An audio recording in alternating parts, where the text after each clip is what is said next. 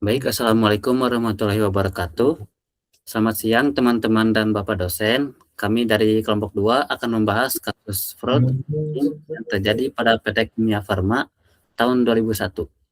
Kasus ini menarik karena perusahaan besar milik negara pun ternyata bisa kena manipulasi laporan keuangan. Dari kasus ini kita bisa lihat bagaimana angka di laporan dapat kelihatan aman, padahal kondisi aslinya berbeda.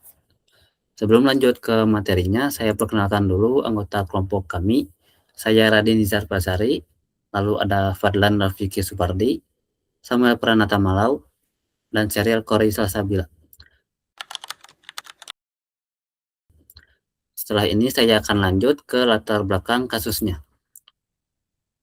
Kami memilih kasus PT Kimia Farma dikarenakan kasus ini menunjukkan bahwa laporan keuangan yang terlihat meyakinkan ternyata bisa saja tidak mencerminkan kondisi yang sebenarnya. Pada awalnya, perusahaan melaporkan laba sekitar 132 miliar rupiah. Angka tersebut kemudian diperiksa kembali dan hasilnya cukup beda jauh. Setelah dilakukan audit ulang atau pemeriksaan ulang, laba yang sebenarnya hanya sekitar 99,56 miliar rupiah. Jadi perbedaannya lebih dari 32 miliar rupiah. Dan jelas ini bukan selisih yang kecil. Dari sini kelihatan ada angka yang tidak cocok dengan kondisi sebenarnya. Oleh karena itu, kasus ini sering dipakai untuk contoh fraud accounting di Indonesia. Dampaknya juga besar karena menyangkut kepercayaan investor, masyarakat, dan kredibilitas perusahaan itu sendiri. Sebelum membahas kasusnya lebih jauh, kita perlu mengenal lebih dahulu perusahaannya.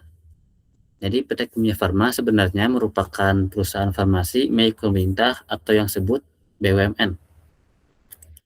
Bidang usahanya mencakup produksi dan distribusi obat-obatan.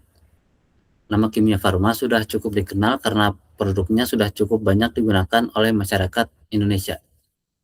Sebagai perusahaan terbuka dan juga perusahaan milik negara, laporan keuangannya mendapat perhatian dari banyak pihak, termasuk publik, investor, pemerintah, auditor, dan masyarakat yang memiliki kepentingan terhadap informasi yang disediakan oleh perusahaan. Oleh karena itu, ketika ditemukan masalah dalam laporan keuangannya, dampaknya langsung menjadi sorotan publik. Lanjut ke slide 5.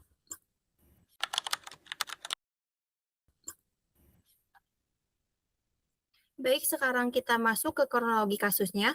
Pada akhir tahun 2001, PT Kimia Farma menerbitkan laporan keuangan yang menunjukkan laba bersih sekitar 132 miliar rupiah. Laporan tersebut sudah diaudit oleh kantor akuntan publik khas Tuana Kota dan Mustafa. Setelah itu, laporan dipublikasikan kepada publik. Tidak lama kemudian, terjadi pergantian manajemen melalui RUPS. Saat manajemen baru mulai melakukan peninjauan, muncul beberapa hal yang dianggap tidak wajar dan janggal. Salah satu temuan penting adalah adanya perbedaan data harga yang digunakan dalam pencatatan persediaan, ditemukan dua daftar harga yang berbeda. Dan sebagian nilai persediaan ternyata tercatat lebih tinggi dari kondisi yang seharusnya. Perbedaan yang disebutkan tadi kemudian menjadi awal terbukanya kasus Kimia Farma. Next.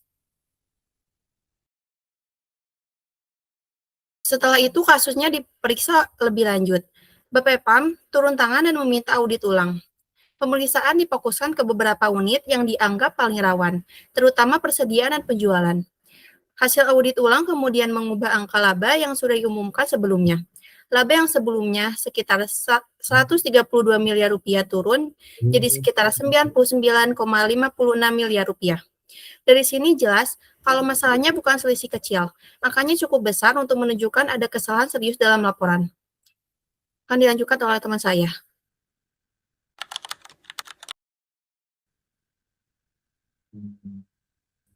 Baik, pada slide ini, jika dilihat dari bentuk fraudnya, kasus ini sebenarnya sudah masuk ke manipulasi laporan keuangan.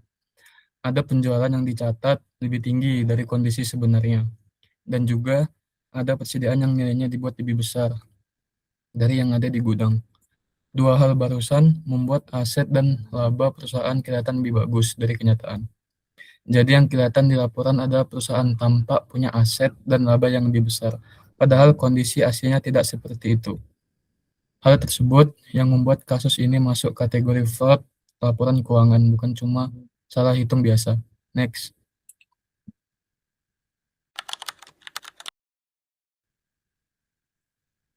Nah, cara kerjanya cukup sederhana, tapi pengaruhnya cukup besar. Selain nilai penjualan dinaikkan supaya pendapatan terlihat tinggi, kemudian persediaan juga direkayasa supaya aset perusahaan kelihatan kuat. Di pemeriksaan Bapepam, ditemukan nilai yang terlihat berlebihan di beberapa unit, termasuk logistik dan pedagang besar farmasi. Jadi, secara inti, fraudnya tidak muncul satu titik saja, ada beberapa bagian juga di laporan yang ikut dimanipulasi. Next.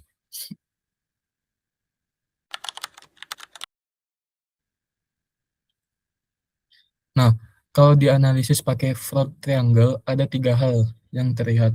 Yang pertama ada pressure atau tekanan. Manajemen pasti ingin perusahaan terlihat bagus di depan publik atau investor. Untuk yang kedua ada opportunity atau kesempatan. Karena mereka punya akses ke data dan penyusunan laporan, manipulasi jadi bisa dilakukan. Untuk yang ketiga ada pembenaran, yaitu tindakan seperti ini kadang dianggap masih bisa diterima selama tujuannya untuk menjaga citra perusahaan. Padahal efeknya justru sangat merugikan investor dan membuat kepercayaan publik menurun. Baik, selanjutnya akan dilanjutkan oleh teman saya.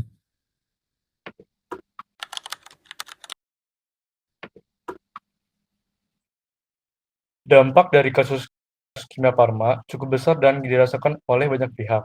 Yang paling terlihat adalah menurunnya kepercayaan investor terhadap perusahaan.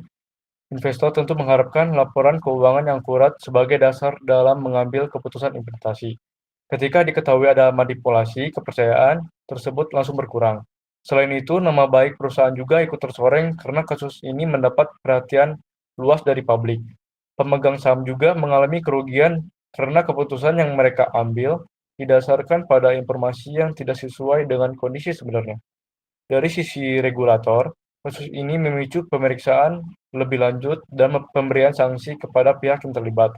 Jadi dampaknya tidak hanya pada laporan keuangan, tetapi juga pada reputasi, kredibilitas, dan keberlangsungan perusahaan ke depannya. Next.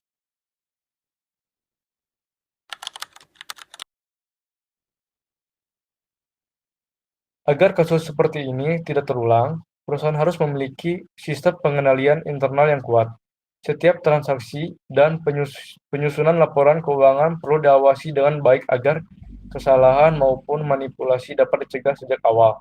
Selain itu, audit internal dan audit eksternal harus dilaksanakan secara serius, bukan hanya sebagai formalitas. Perusahaan juga perlu menerapkan prinsip transparansi, akuntabilitas, dan tanggung jawab dalam setiap kegiatan operasionalnya. Yang tidak kalah penting adalah membangun budaya kerja yang menjunjung tinggi integritas dan kejujuran. Jika seluruh karyawan memiliki kesadaran etika yang baik, peluang terjadinya fraud akan semakin kecil.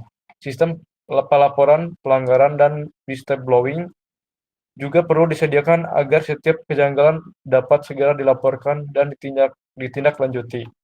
Next.